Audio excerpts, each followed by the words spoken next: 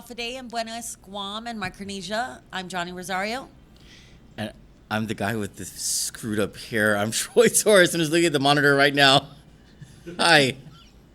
It's your Palauan.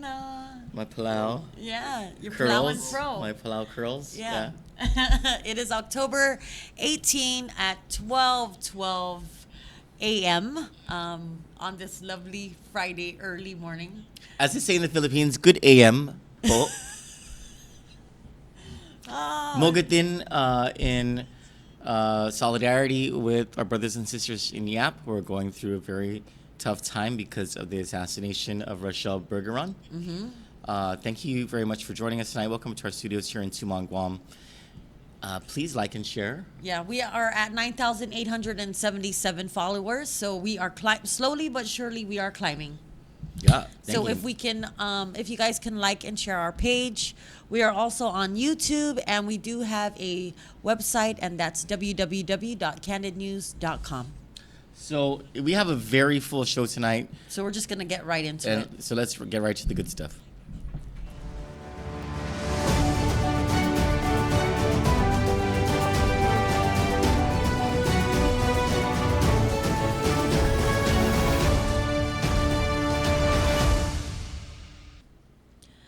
The patient diagnosed with dengue this past Monday is a Manila resident. The Department of Public Health and Social Services does not have information on the patient's employment or health status. DPHSS officials also are unable to confirm if the patient attends school.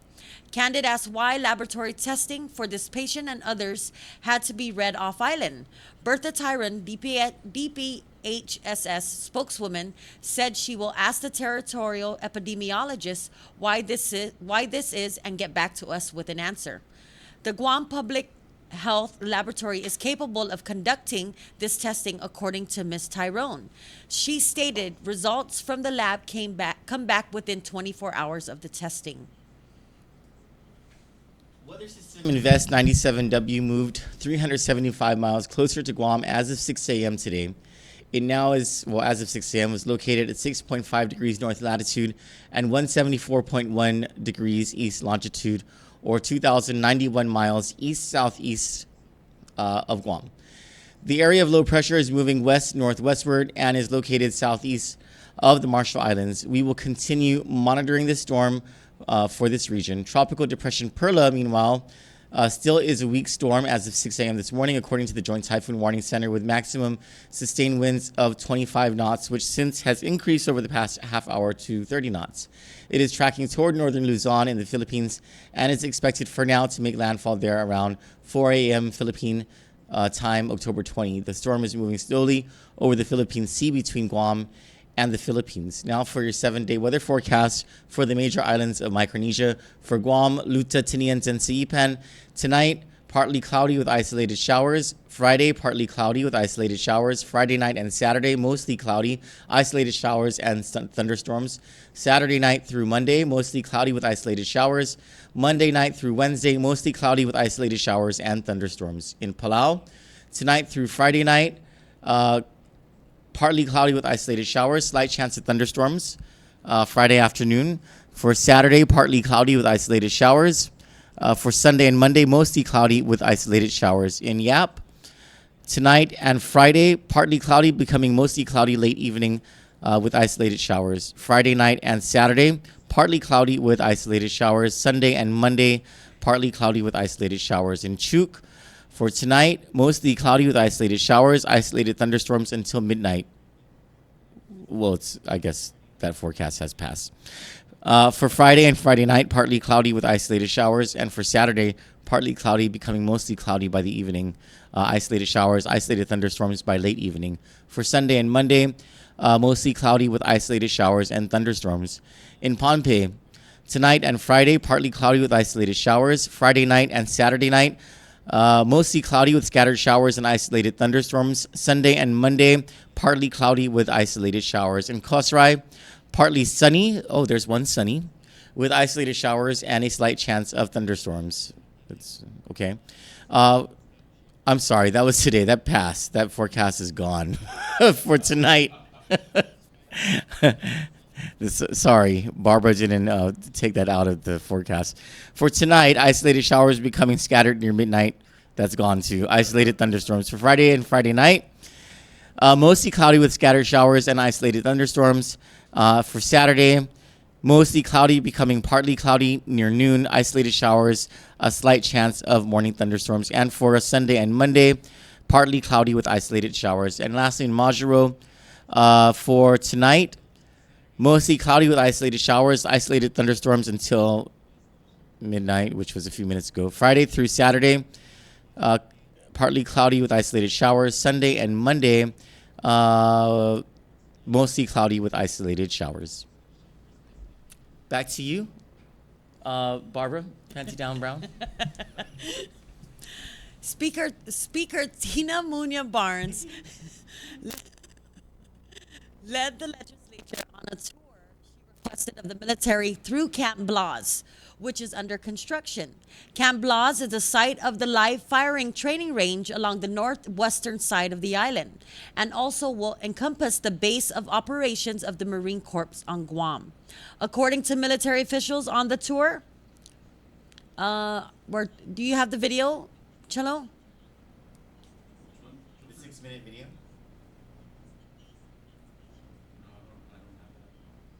It's cool. Okay. The live firing training range consists of 5 ranges, 4 of which they toured today. Known distance rifle range, modified record firing range, known distance pistol range, and non-standard small arms range. The military buildup in Guam and throughout the Mariana Islands is the result of an amended security agreement with Japan and the United States' new military and diplomatic posture called the Global Realignment of Armed Forces. The crux of this major shift in military resources toward this part of the world is the need to magnify U.S. presence in the Asia-Pacific region because of the rise of China, Russia, and the problems in the Middle East.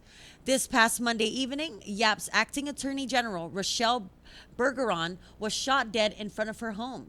She and YAP's governor, Henry Fallon, had been critical of Chinese development and was cracking down on corruption involving illegal development, human trafficking, and other transnational crimes. Their reforms came as the United States government more closely scrutinizes Chinese influence in this region. Yap is at Guam's doorstep, the closest island in Micronesia to the Mariana Archipelago.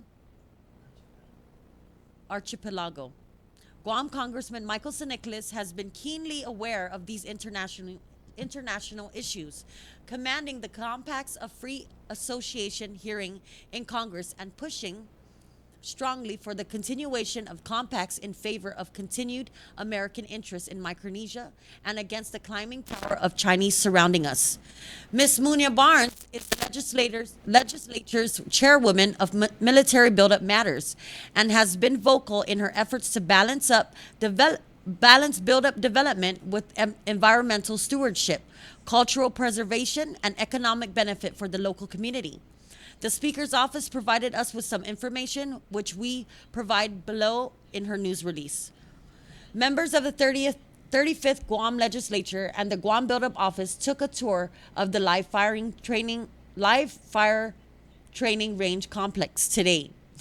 Speaker Tina Rose Munya Barnes, the oversight chairwoman on the Committee on Guam Buildup, had organized this site visit in response to a request from her colleague, Senator Therese M. Terlahi. This visit brought to perspective the importance of our role as a local government, stated the Speaker. It is apparent that our local government had some shortcomings when it comes to our responsibilities, and I will continue this dialogue and further engage other stakeholders, added Munya Barnes. The Speaker would like to thank Rear Admiral John Manoni for the opportunity in a courtesy introductory meeting in August. The Speaker and the Rear Admiral committed to maintaining open dialogue between the Department of Defense and Oversight Chairwoman with regards to Guam military buildup. Over the last several months, the Committee on the Guam Buildup and the Leon Guerrero Tenorio administration have held numerous meetings to understand the needs of our local regulatory and enforcement agencies with regards to the buildup.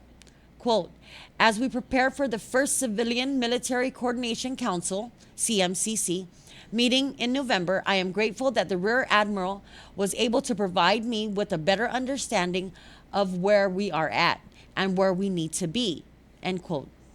I personally want to have transparent fact-based discussions with the leaders of Guam so they can make informed decisions.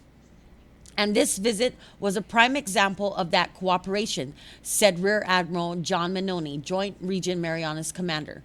We thank them for their time today and look forward to our lasting partnership with Guam's elected officials, and will continue to work for the protection of U.S. citizens and our great nation of America.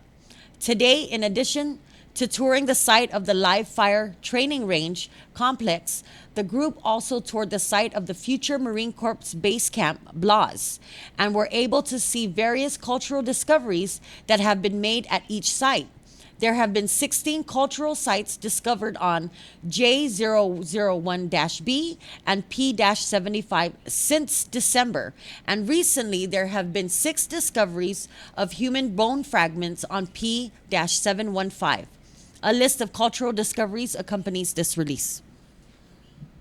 I'm impressed with the Speaker's office for providing all of that information. I had no idea they were going to tour Camp Blas. Well, they're impressed with us.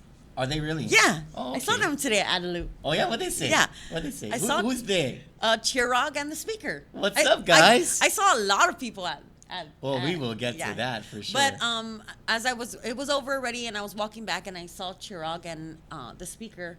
So I'm like, hey, what's up, Chirag? And he's like, oh, hi, Johnny. Oh, you guys have been so nice to us.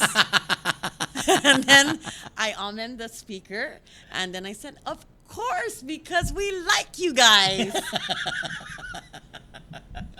I tend to think it's Cello, they've been doing things well. I cannot I feel like when you're not there, I need to make sure we're represented. Yes. I think that's what it is. You did a great job today. Well, credit to the Speaker's office. We've been tough on her, and the only reason she's been getting good coverage from us is because she's doing her job. Yeah. It's that simple. Great job, Speaker. And her office has been doing its job to get the information out. Yeah. Get the information out.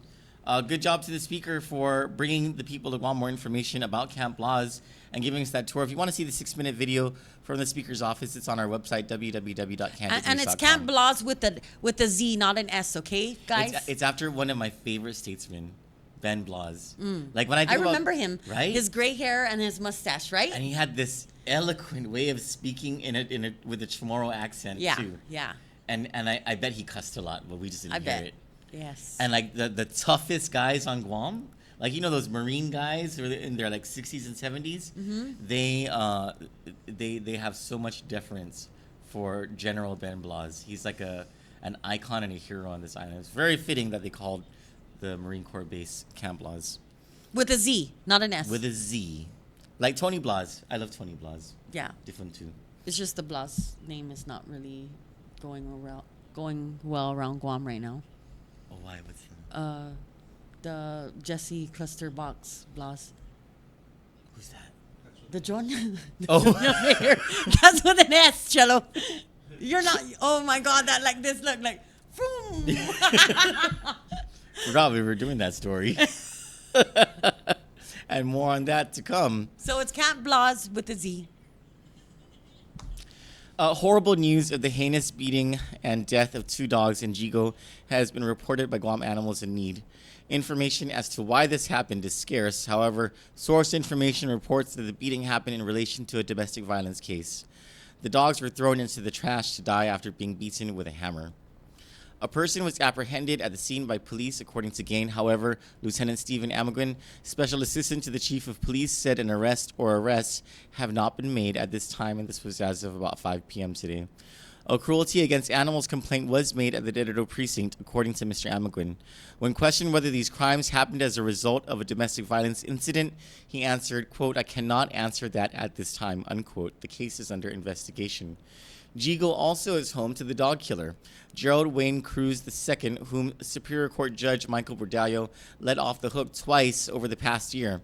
Mr. Cruz has been indicted twice for killing Pugua, a family dog he shot outside the front door of Pugua's home on September 26, 2018. Other dogs in the area were found shot and killed after that incident. Mr. Bordallo dismissed both his cases, making him just as much a piece of shit as Mr. Cruz. Whether the incidents in 2018, other incidents of dogs being shot in other areas of Jigo and Dededo in 2019, and this latest incident are related are yet to be determined. Here are the details provided by Gain. 2 dogs were found severely beaten with a hammer in Jigo following an apparent domestic violence incident. Their bodies were hidden in piles of trash. One died this morning while the other was found breathing but later succumbed to his injuries. This morning, Gain employees responded to reports of a crying, injured dog in Jigo. Oh man, I didn't read that part until now. The Guam Police Department also arrived at the scene responding to a domestic violence incident. Once the site was secured by police, the 2 dogs were found. Quote, "We're told someone beat these pets with a hammer, then tossed their bodies into a pile of trash," unquote, said Gain Board President Cyrus Lure. Quote, "But it appears they were still alive after the attack. They suffered and cried all night," he added. Quote, "Gain staff found one still breathing, but his eye had popped out. He had been repeatedly, violently struck in the head," said Mr. Lure.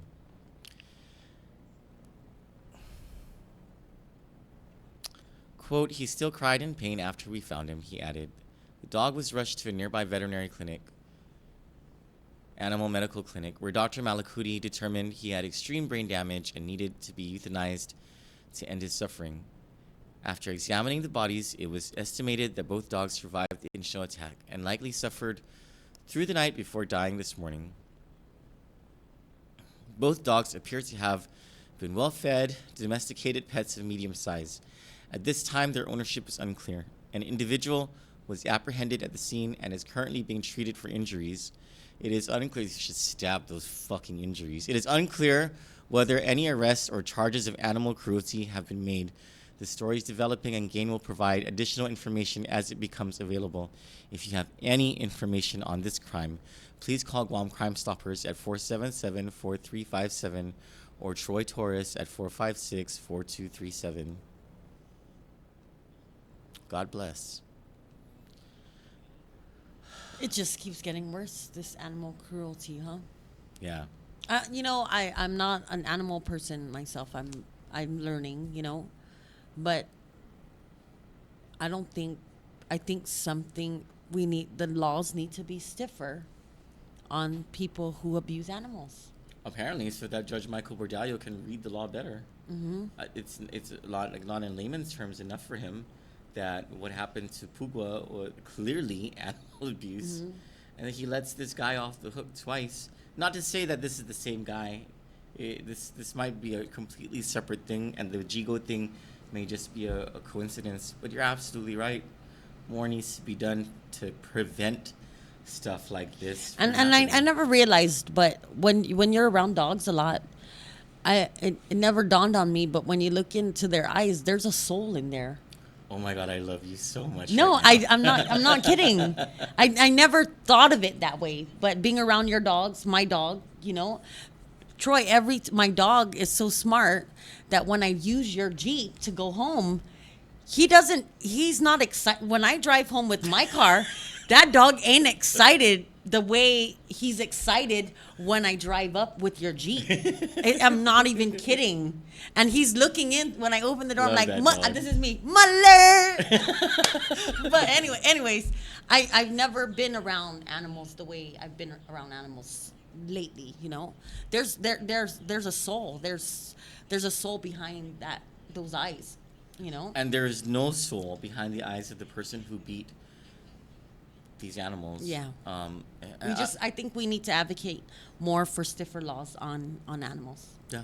Just like all the other states, all the other places, as long as the people advocated for I watch, in the middle of the night, there's these specials of animal, they go around to houses, they're animal control.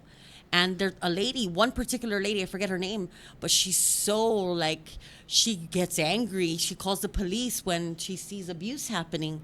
And in order for that to happen here, we need to get riled up. We need everybody to come together and fight for it. Well, maybe this is the story that will help that to happen. Let's go to the comments before we take a break and go to our top stories after the break. Vincent Champaco is asking what's going to be the weathercast for Washington State, but I'm in South Carolina. I don't know. I don't know, Vincent. It's going to be colder than Guam. Definitely. John Salas says, Hafaday Guam from Texas. Hi, John. John Ariarty, my old neighbor, says, Hoi. Hi, John. How's it going? Thank you, everyone, for sharing. Rosalind, Michael Cruz saying, because I asked how she's doing. Much better catching you and Johnny and Eric live. So sorry for your dad's passing. Life is too short, and tomorrow is never a promise. God bless you all and family. I agree, my auntie from another panty. I very much do agree. Everyone else is saying buenas. Please share this live stream. Thank you very much. Thank you, everyone who's been sharing. We're going to go. Oh, are there any comments on? Oh, No, here. we're the same. Getting it done, says Debbie Picklesheimer. And she also says animals are innocent. Yes, they are. Absolutely. So we're going to go on a break, and when we come back, our top stories.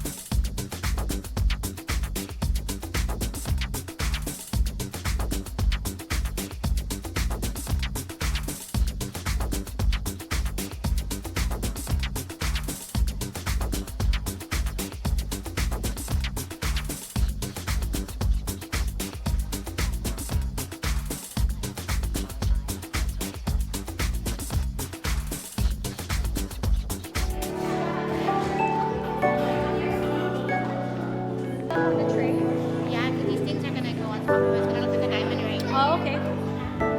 Anna. Stir and shake. I have a very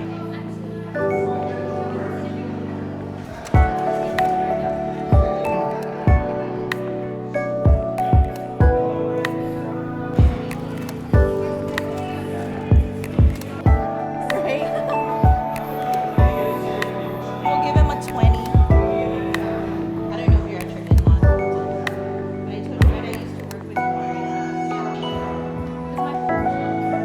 already. I believe so.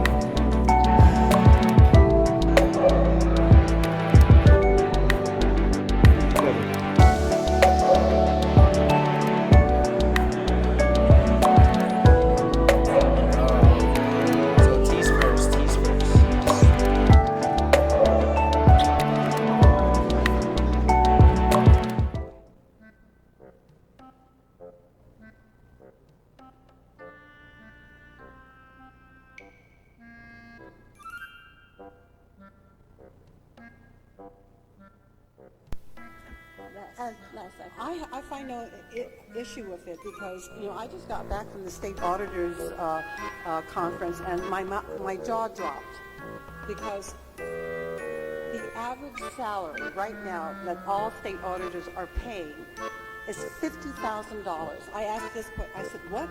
Straight out of college, no experience, $50,000. Most of their management team are upwards of $100,000. And But once that $50,000 salary is I straight don't up, know why wait, we're let's- paying that. I think it's worth it.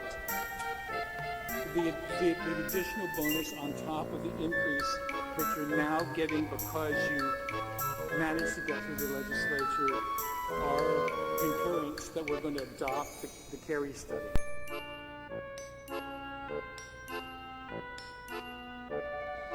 And for the office with the 10 employees that you have or whatever number you have, you need 60,000 for the certification or pay, or is that's in the event somebody No, else gets that's already funded. That's already funded. That's already in our, that's, if you turn to the schedule, we're talking 60,264 is the certification pay for 1, 2, 3, 6 individuals.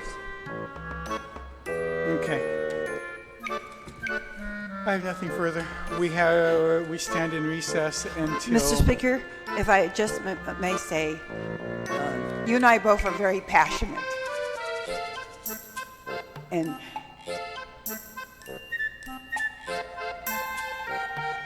I'll miss this exchange. Thank you.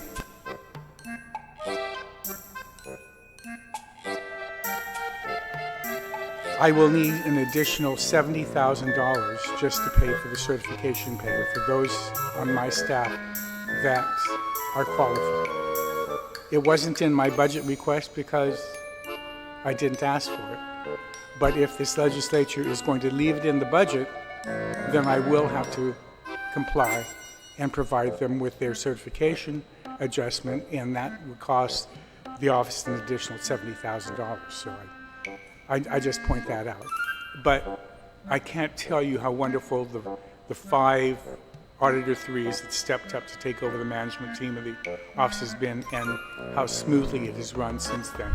They've taken over, and I feel so bad that they can't get one. We can't reclassify 3 of them, 4 of them. I mean, because all promotions and increments were suspended during the fiscal year. So I can't do any reclassifications and give them increments as minuscule as it is by comparison. But It is the Office of Public Accountability, and we have to live within the law, and we will live within the law. And if it is provided to us, we'll provide it to them. If it's not, then we'll have to tell them that it's not going to be provided.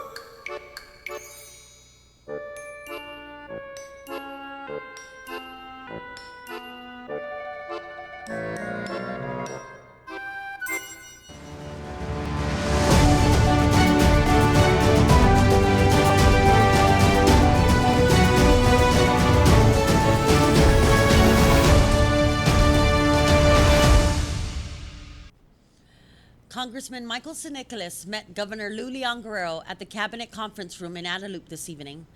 She told him her feelings on the local war claims bill number 181. He gave her the facts of her meddling into federal affairs that is jeopardizing the passage of House Resolution number 1365 that will pay war claims to all claimants. Quote, I feel that we are working toward the same goal with H.R. 1365 and Bill 181, the governor told Mr. Nicholas after interrupting him while he was trying to explain how Congress works. Quote, well, Governor, with all due respect, it doesn't matter what your feelings are on this. Unfortunately, Congress doesn't operate that way, and this is a very sensitive matter that we're working very hard to get passed through the Senate. So I ask you to allow me to do my work unimpeded, Mr. Nicholas told her.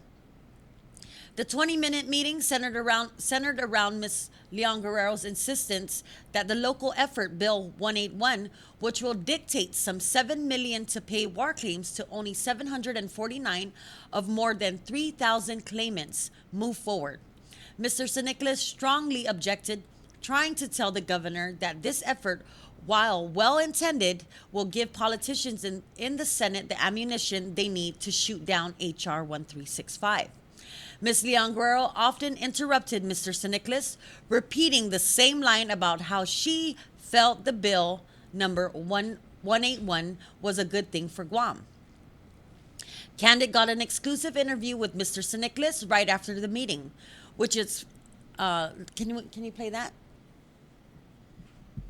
Can we just get a response? Yeah. Can we just get a response? I'm not going to ask you anything. What would you like to tell us about that meeting?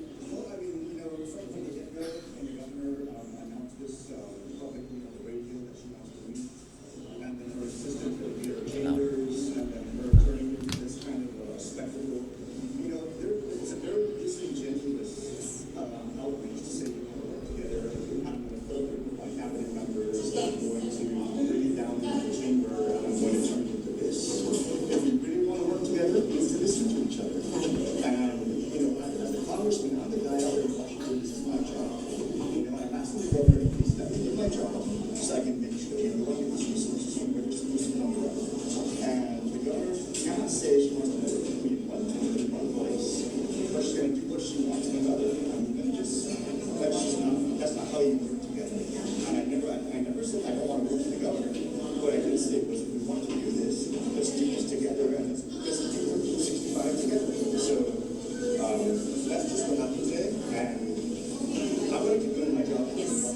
You're going to hear Chris Barnett. The governor's going to some money you want and push that message out there in D.C. It's not going to derail all the work that we're doing out there. Right. Because at the end of the day, it's all survivors and And I just want to, thank you. I just want to say, great job. Thank you from everybody here at Kandit. We love you and just keep doing what you're doing and we support you. Thank you. Okay.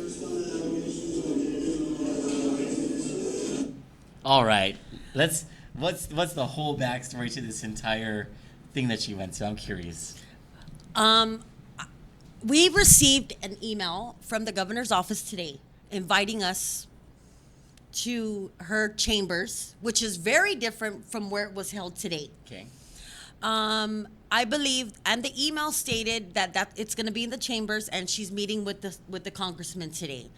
I believe she led the people and the congressmen to believe that it was going to be an intimate sit down, and that they'll be able to discuss and let go of whatever's been holding them back. Their powwow. Yes. Okay.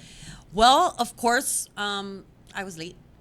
So that I actually, when I got there, I'm looking for the chambers because at the time I'm still thinking it's in the chambers, and I don't know where anything is except the meeting with Carlo Branch and that conference room. And I see this man standing in the hallway. So I see signs. So I ask him, is there a meeting happening in there? And he says, yes. I said, is the meeting with MSN? And he's like, who is that? I said, the congressman. And he's like, oh, yes, the meeting's here. That he opens the door for me and it stops. So I have to push my way through. And when I push my way through, the room is filled. If anybody knows anything about that conference room, it's the conference table in the middle. It's a big conference table. Very huge conference table. And there's chairs that sit around it. Well, this was set up with the conference table and 3 chairs on each side of that conference table and chairs aligning the wall, and the whole back of the audience was filled. I've never seen that many chairs in that place since I think I've been there 3 times since all of this, and since Kandit started. But I feel that she filled up that room with every cabinet member was there. Even the clapping.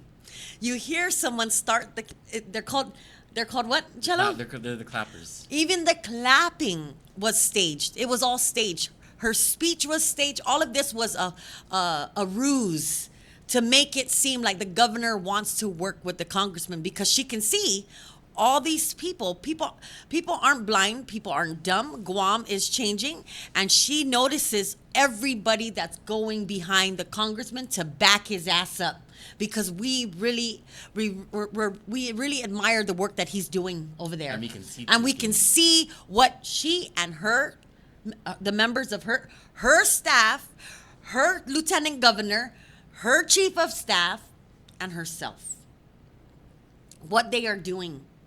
And it doesn't make sense. Bill 181, guys, please. It only pays for 749 claimants. Who gets to choose those people when that bill passes? Who are those manumcus that's going to get paid? People she chooses? The people that voted for her? The people that donated to her campaign?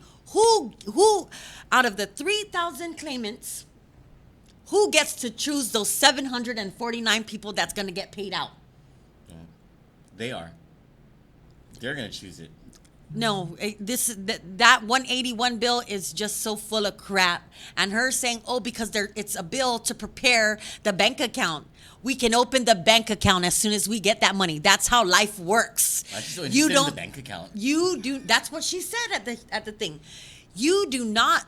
I know I cannot go and open a bank account with no money, honey. I need money, right? You need at least $25 to open a checking account or a savings account. Why is she trying to say Bill 181 is just going to prepare them for when the money comes? Why can't we just wait till that money comes?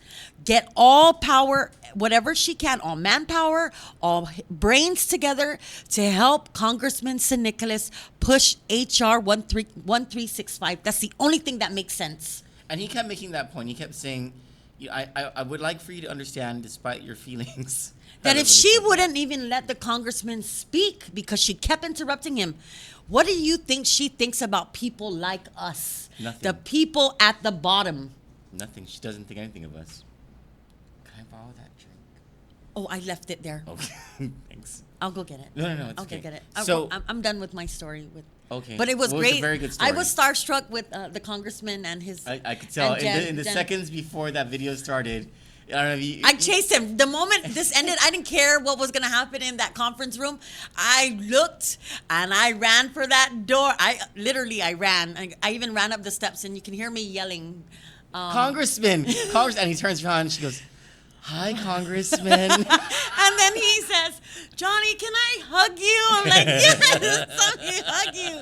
And then I see his staff, Jen, and I'm like, "I want to hug you." And then I hug her, and that's what happens. And then of course, And who was behind you? Chris Barnett trying to What steal did my he want? thunder. What did he I want? would because he started to talk over him. Were you gonna punch his fucking I was face? gonna tell him to shut the fuck up. Like, hey, I don't know about other news, whatever, but I'm talking to him. You let him talk to me. You wait your turn. Oh, Troy, my blood, like walked away. He was asking the congressman something about JP Manuel. It's dead already, bro. Get over it. What the hell? That was fucking last month, bro. No one even remembers. Shut the fuck up. Let's go on to our next story. Yap Governor Henry Fallon has been fighting corruption against wealthy businessmen linked to the Chinese government since he took office this year. By his side until a few days ago, fighting with him was his acting Attorney General, Rochelle Bergeron. Ms. Bergeron was assassinated outside her home Monday night as she returned from a run with her dog. Both she and her dog were shot and killed. Her widower, Simon Hammerling, was inside the home, according to news reports from Yap. Mr. Fallon... I'm not laughing at this story. I'm laughing because I saw Johnny walk across behind. Mr. Fallon hit the murder especially hard, delivering an address to Yapese citizens and the global community and saying, quote, Yap's spirit is broken as a result of this senseless and heinous crime. The United States Federal Bureau of Investigation is investigating the assassination. Kandit spoke with the governor's office in Yap, which said they would be sending a statement on the status of the investigation earlier today. The reforms Mr. Fallon and Ms. Bergeron were making have raised suspicions that Ms. Bergeron's death could be linked to enemies she and the governor have made as a result of their crackdown on corruption. That corruption involves multi-million-dollar deals the previous Yap governor entered into with Chinese corporations interested in developing the island, which is the closest to the Mariana Archipelago of all the islands of Micronesia. Ms. Bergeron was only 33 years old when she was slain. She left behind her husband and a child they were caring for, as well as at least one other dog. She also is survived by her family in Wisconsin, who recently visited her in Yap. Kingma Holdings, a Chinese-based company, had a lease agreement to build a $25 million development called Happiness Resort. Mr. Fallon canceled that agreement and has been cracking down on illegal Chinese development on his island. Ms. Bergeron was helping him, but they weren't alone. Earlier this year, the governor invited the U.S. FBI to investigate Chinese activities in the island and its connections to illegal development, human trafficking, and other transnational crimes. Ms. Bergeron had led the local effort in the Yap state government's cooperation with the United States. U.S. interests in the region are climbing due to the increased attempt by the Chinese to infiltrate the economies of Micronesia with foreign investment that has begun to validate Chinese interests over this geopolitical sphere of influence. This is a problem the United States government forecasts as far back as the 1980s, which precipitated its global realignment of the armed forces that led to the updated security agreement with Japan. That agreement has led to the military buildup in the Mariana Islands, which is at Yap's doorstep. But Chinese interests in this region don't just end with Yap, Guam, Luta, Tinians, and Saipan. Neither does the corruption that has come with it. Kandit previously reported its dismay with the proposed expulsion of journalist Joyce McClure, a correspondent for the Pacific Island Times. Ms. McClure had also been critical of Chinese development in Micronesia. Earlier this year, the Yap Council of Pilong, the Council of Traditional Chiefs, requested that the government declare Ms. McClure persona non grata in Yap for what they termed disruptive journalism. It is unclear to what extent Kingma's business interests in Yap had infiltrated the council. However, Mr. Fallon won his election narrowly last year against the council's wishes. It was the first time in Yap's history that an electorate went against the decision of the traditional chiefs, signaling an era of reform.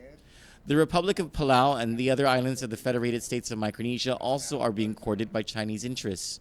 Corruption within the islands of Micronesia is becoming more pronounced. In February this year, the U.S. Department of Justice unsealed an indictment against Master Halbert, a former official in the FSM Department of Transportation, Communications, and Infrastructure, for his role in a conspiracy to commit money laundering. A month earlier, on January 22, Frank Leon, an executive with a Hawaii-based engineering and consulting firm, pled guilty to paying bribes to FSM officials in exchange for attaining and retaining lucrative contracts worth a total of $8 million. A February 12, 2019 news release from the Justice Department provides further details, which reads, charges were unsealed yesterday against a Micronesian government official for his alleged participation in a money laundering scheme involving bribes made to corruptly secure engineering and project management contracts from the government of the Federated States of Micronesia. In a related matter, on January 22, a U.S. executive pleaded guilty for his role in a scheme to, among other things, bribe the Micronesian official in violation of the Foreign Corrupt Practices Act. Assistant Attorney General Brian Benskowski of the Justice Department's Criminal Division and Special Agent in Charge Sean Cowell of the FBI's Honolulu Field Office made the announcement. Master Halbert, 44, a Micronesian citizen, was charged in a criminal complaint filed in the District Court of Hawaii with one count of conspiracy to commit money laundering. Halbert was arrested yesterday in Honolulu, Hawaii, and had his initial court appearance before U.S. Magistrate Judge Richard Puglisi of the District of Hawaii.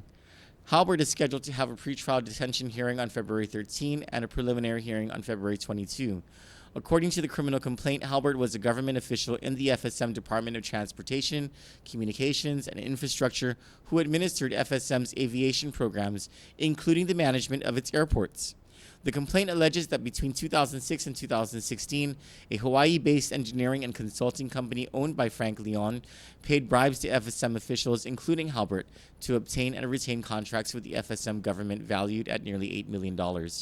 According to the complaint, Leon entered into an agreement with Halbert to bribe Halbert in exchange for Halbert's assistance in securing contracts for Leon and his company. Leon and Halbert allegedly agreed that these bribes would be transported from the United States to the FSM. The charges contained in the complaint are merely allegations, and the defendant is presumed innocent until proven guilty beyond a reasonable doubt in a court of law. In the related matter, Leon, 53, of Honolulu, Hawaii, pleaded guilty on January 22 to a one-count information filed in the District of Hawaii, charging him with conspiracy to violate the anti-bribery provisions of the FCPA and to commit federal program fraud. Leon is scheduled to be sentenced on May 13.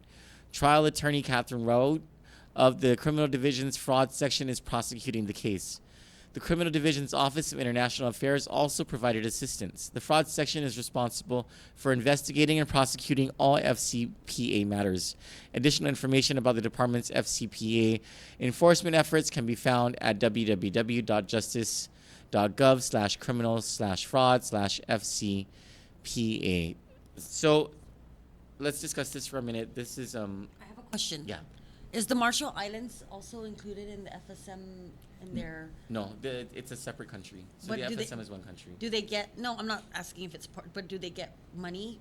Do they have the same thing that I believe, if I'm not mistaken, they have a separate compact. Like compact? Palau has one, I believe FSM one, and I believe Marshalls have one. Or it could be that FSM and Marshalls have one together. Mm-hmm. But I know Palau has its own. Okay. Right, Chalu? Palau has its own compacted free association. I'm only asking because also that Peter, his name is Peterson, the Arizona guy that was bringing Marshallese women and paying and frauding. Oh, yeah. The You human know, trafficking yeah, thing, right? yeah, buying babies. What a piece of shit. But that all ties into the you know, them people cheating, the people of Yeah, that's the Marshall Islands, right? yeah. Yeah, what a piece of shit. Yeah. Um, And the women would stay at his residence. in Arizona? They used Or in Marshall Islands? I know of a doctor that was doing that here in Guam. You know that. Is it the one we were always saying? The women would come from Korea, China, and then right before they give birth, they come here and they stay here for a couple months. And that's when Airbnbs were popping. Was he busted? No, I don't think so. But he would deliver the babies and stuff. Is he still a doctor? They're what is it called, Prim? Anchor babies. Anchor babies? Yeah, Is he still a doctor? I believe so. And still practicing here Yes, on Guam? I believe so. Can you tell the people of the Kandit? Later? Later. Another story? Yeah, I think we might have to write that report up. Oh, yeah? Yeah. I think we better freaking write it up tonight and send it before the person kills us. I'm already okay with if that's how we die, then we have no choice. That's how we die. I gotta lose weight first. I have to lose weight too first. No, Prim, I don't think the bullet's gonna hit your own. So someone can carry. Let's not talk I about don't this. wanna be a burden. This is a morbid conversation. Let's move Well, on. it is what it is. Let's move on to our second investigative piece of the night. We have a lot of investigative pieces tonight. Our second one is the trial that you guys are covering. Yes. Oh, man. The defense team for Jason Song, who was accused of a rape that supposedly happened on November 2nd, 2016, spent the entire day cross-examining the woman who accused him of rape. And for a second day, attorney David Lujan found out from this woman that statements she made to police and testimony she was giving on the stand were not matching. The woman also revealed that a second police statement was made by herself on December 1st, 2016, or 20 days after her first statement on November 11.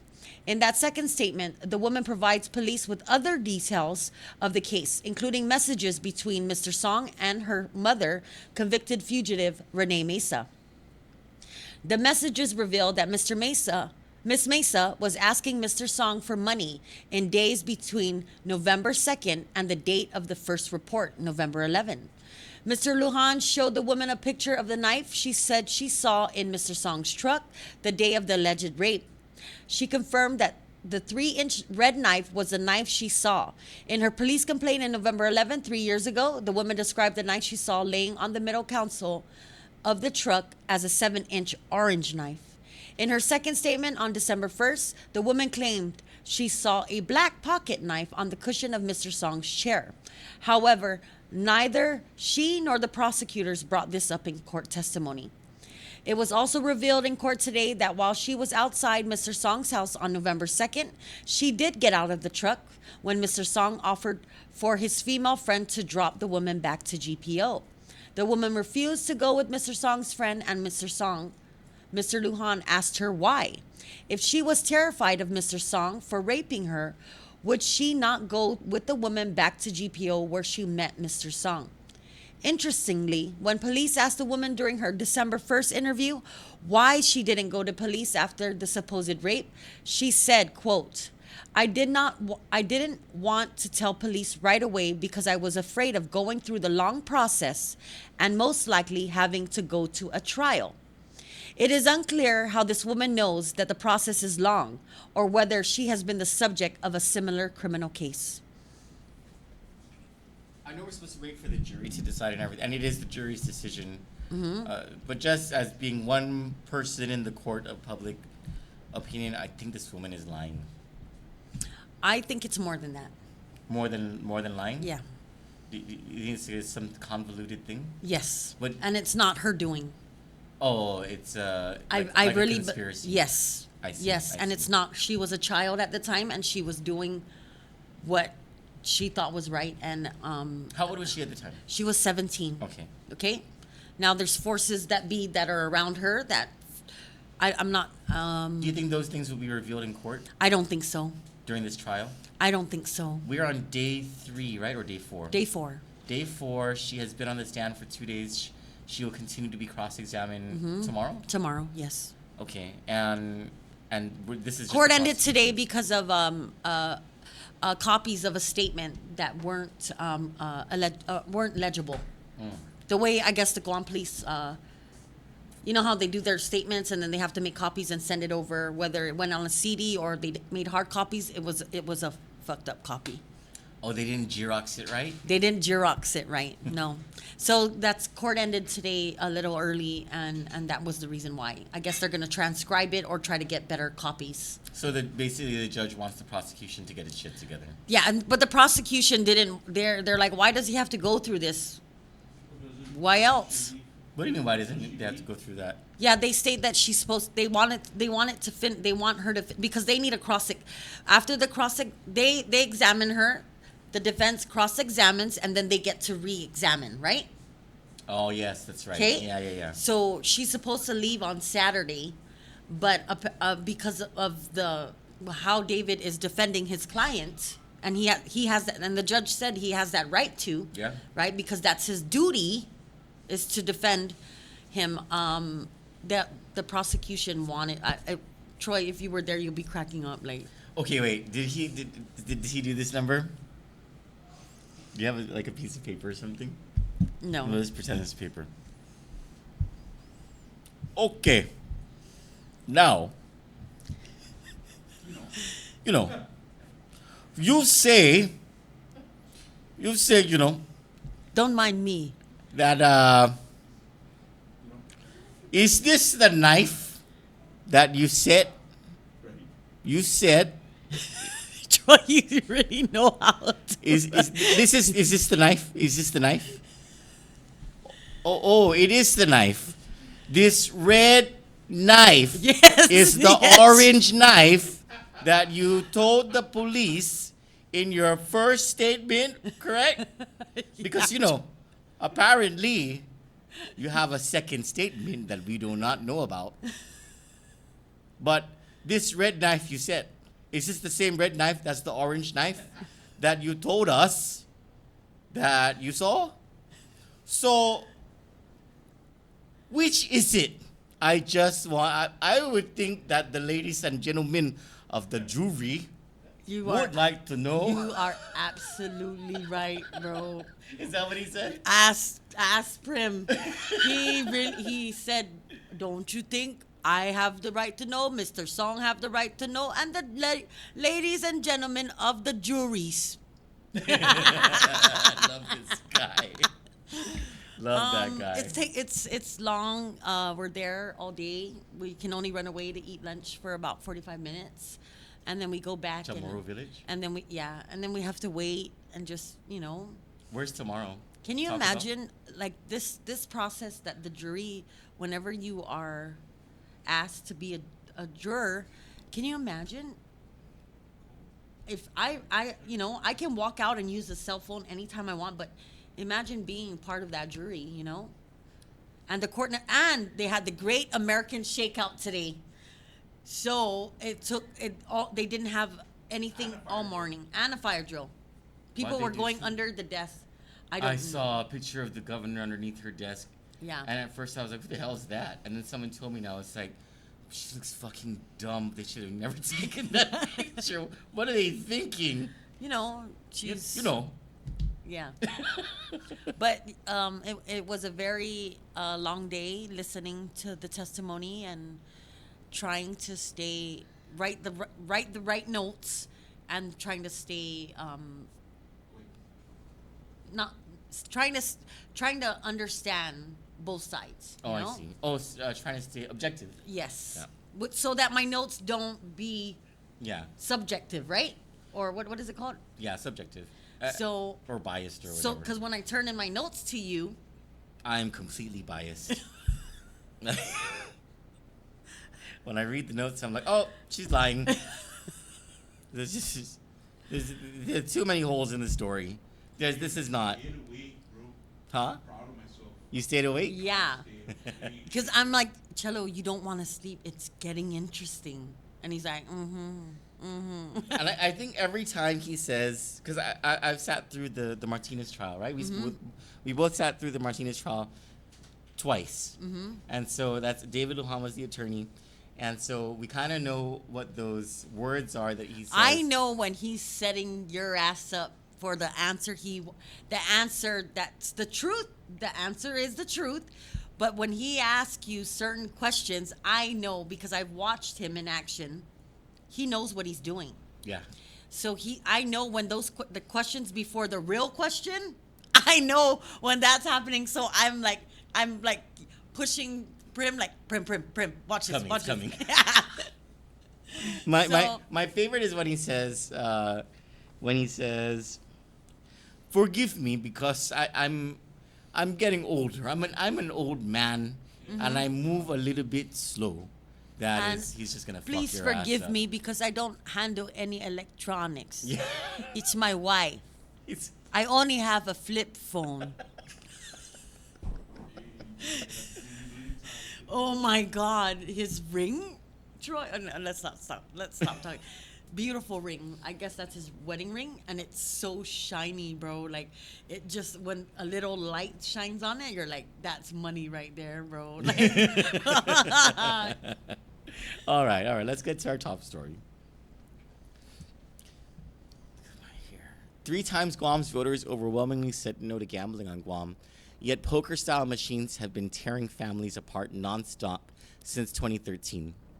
Kandit begins its inaugural coverage into the dawns of this gambling mafia on Guam, whom they're connected to, whom they've bribed among elected officials to keep their illegal business open, and how much they've hurt people suffering from addiction. It was in June 2008 when the Department of Revenue and Taxation revoked the licenses of about 1,400 amusement gaming devices that resemble Vegas-style poker machines. The concept is the same.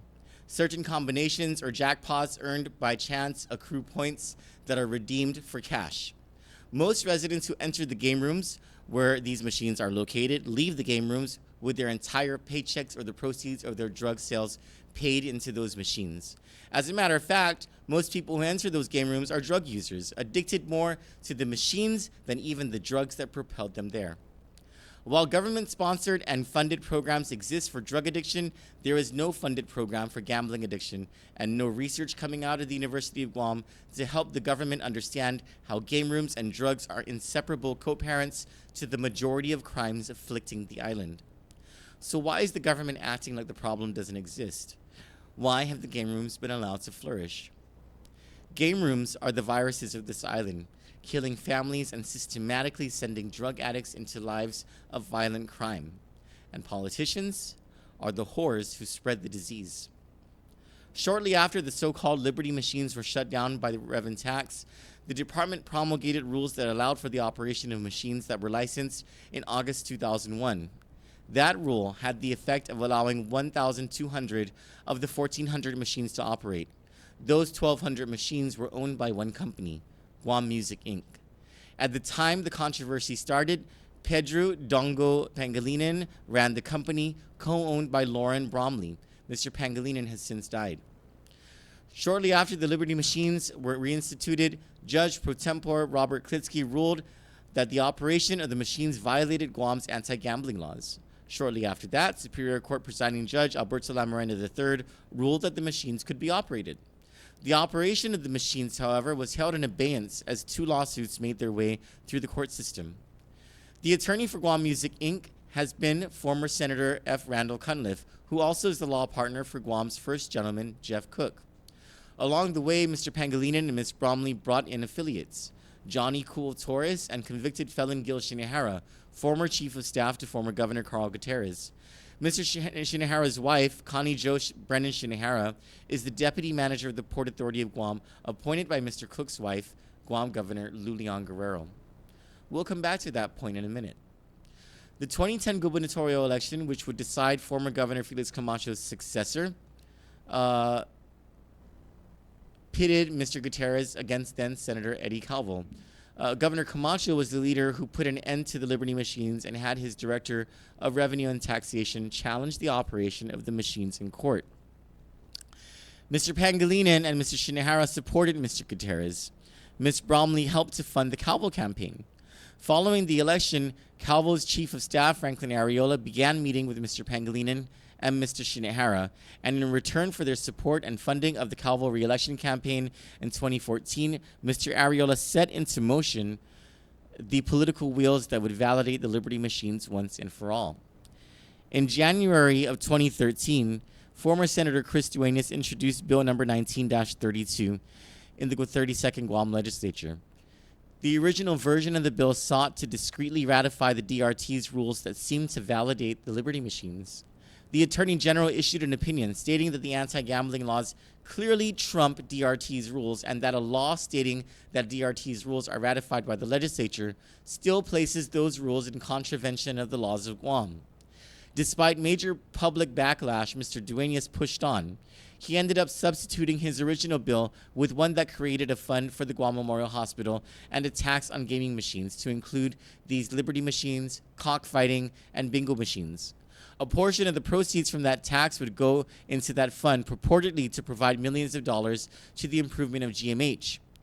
The bill was passed unanimously by the Guam legislature. Not one senator voted against it and was signed into law by Mr. Calvo. Everyone who told the voters that they were against gambling ended up approving the worst kind of gambling devices and the monopoly that operated them. Millions never made it into that hospital fund, but hundreds of millions have made it into those Liberty machines. In return for their corporate loyalties, Guam Music Inc. and its affiliates turned their political loyalties to Mr. Calvo and his running mate, former Lieutenant Governor Ray Tenorio, and to the Republican and Democrat senators who sent the island spiraling deep into the gallows of a gambling mafia, growing stronger with every dollar pushed into these machines of death. Even the Catholic Church grew silent about these game rooms after spending decades fighting the institution of casino gaming on the island. In the wake of that political drama that would have seen a bustling casino industry for tourists, the Archdiocese of Agana allowed the secret entry of these Liberty machines to the financial advantage of one of its top donors, Mr. Pangilinan. Even the church sold out to the gambling mafia. Mr. Torres and Mr. Shinehara have since scraped up local control of the company, with Ms. Bromley controlling her portion from abroad. All of their names and those of their company, employees, and associates can be found in the campaign contributions reports of almost every candidate for public office. Nearly all our public officials have been bought out by gambling interests. The machines now are 18 years old, or at least that's what the official word on these machines is. The law is clear that only the machines that were licensed in August 2001 could remain in operation. The operators have not been allowed to bring new machines into the island, yet 18 years later, all 1,200 machines remain in perfect operation. Exactly how have these 18-year-old machines remained in operation without a single one of them breaking? The answer, very likely, is that they've been replaced. Actually, the answer is that they have been replaced. Kandit today sent federal investigators footage of these machines entering the seaport and making it into game rooms. Back to Ms. Shinehara, the deputy manager of the seaport. It is unclear as to Governor Lulian Guerrero's complicity in this scheme. However, it is clear, as the revolting image of Ina Barcenas' darkened and ruffled hoo-ha, that Ms. Shinehara has abused her authority over the docks to continue the operation of these machines illegally. Perhaps the powers that be believe these machines are inanimate objects and that their involvement in the corruption that has allowed this form of casino gaming to fester does no harm. How can a machine hurt people, they may think? Or, if they are less naive or ignorant of the situation, perhaps their thoughts are worse. Perhaps what they believe is that it's okay for society to accept this because in their eyes, it is the scum of the island who devote their earnings to these places of filth. But these men and women, druggies as they may be called, are mothers and fathers. They have children who suffer along with their addiction. And it isn't just one addiction, so long as the game rooms are allowed to operate. If drugs are illegal because of the problems they cause to society, then there is no good reason that Liberty machines should be legal.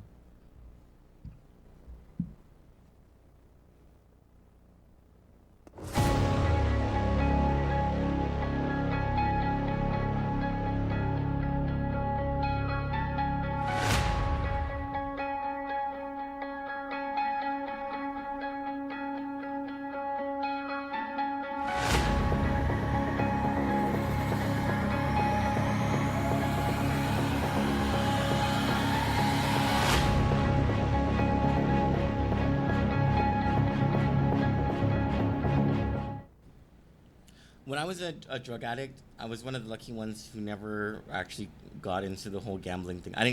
To me, gambling is so boring. But almost everyone I know who was on drugs was very much into the Liberty machines. What is it about those machines? I don't know. It draws you, and it draws you until the last dollar. Yes. Yeah, it's like, you think that you're always on the verge of hitting it big. You think you're always on the verge of hitting it big? Mm-hmm. Is the compulsion even worse than the compulsion to do drugs? Yeah. That's what it looks like to me. It is. It really is. So the question that we have here at Kandit is if the senators know that these game rooms are nearly 100% abused by drug abusers, drug addicts, how in the world do they allow that to continue? Maybe they don't know that, Troy.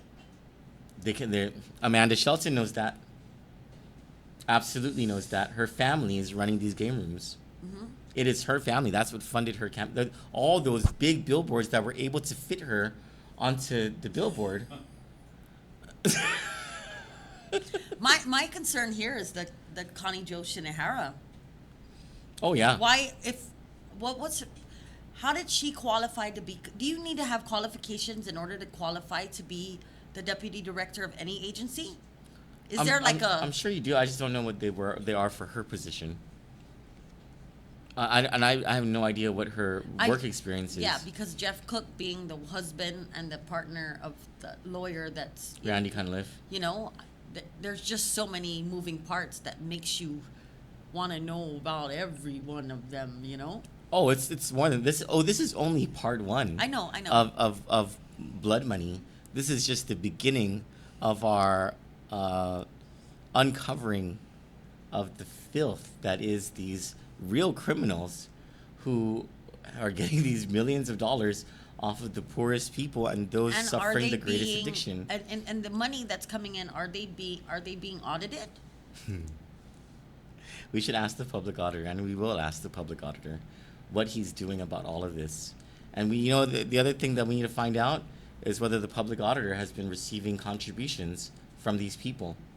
Because in my review in Jacob Nakamura's review of the campaign contributions and expenditures reports, almost everyone has received money from these people. It's disgusting. It's filthy. That's the only way I can describe how I feel about what has gone on with these game rooms. Is it's filthy. Mm-hmm. It is filthy corruption, and it's not just Democrats. It's Republicans. Chris Duenas is the one that had that law passed. Governor Cabo was the one who signed it into law. Frank Ariola was the one who met with Dongo and with Gil Shinehara to seal that political deal for the 2014 election and make sure that those game rooms were brought back online in 2013. And they've been killing families ever since. It's just the saddest thing in the world. There are some comments here.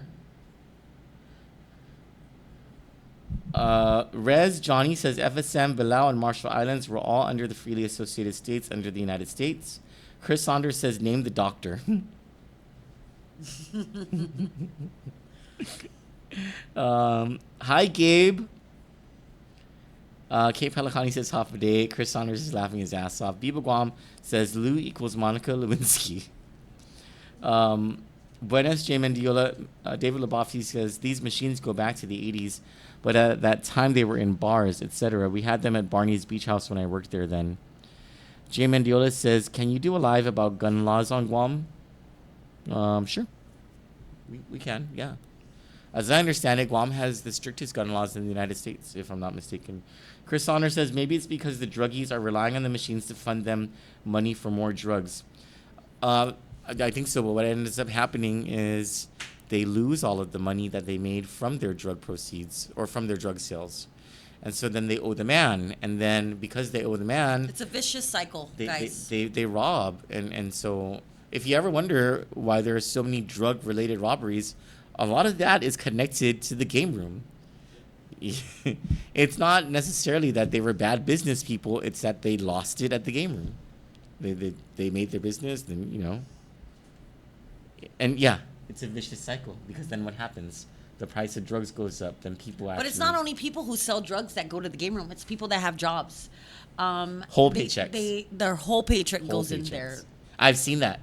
I won't say her name, but she was with us the other night.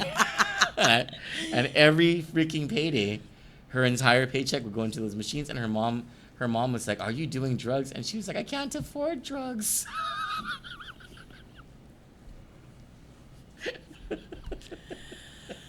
Oh. It's been a long night, guys. An hour. It's been a long day. Yeah. 9 stories. Eric was earlier than me, and I got lucky because I was late, and I thought I would be late to the hearing. But when I got there, thank God for the Great American Shakeout. Yeah, and the fire drill, because then I made it on time for the hearing. I'm fat. That's my... No, but you went to the gym today, so... I went to the gym and I had a run. Yeah. And you pumped out 9 stories. Not me. I only had 2. There's Jacob Nakamura, Barbara Pansy Down Brown. We're going fast, Prim, on the screen. Oh, that was weird. Did you see that? Yeah, I saw. There's the any part of it. Buenas, Jules Sablon, who says Buenas from Portland, Oregon. Thank you for joining us. Chris Saunders says gambling is just as bad as drugs. Addiction is real. Yeah, double addiction. If we're saying good night, okay. Good night. Johnny needs to go meet. We love you.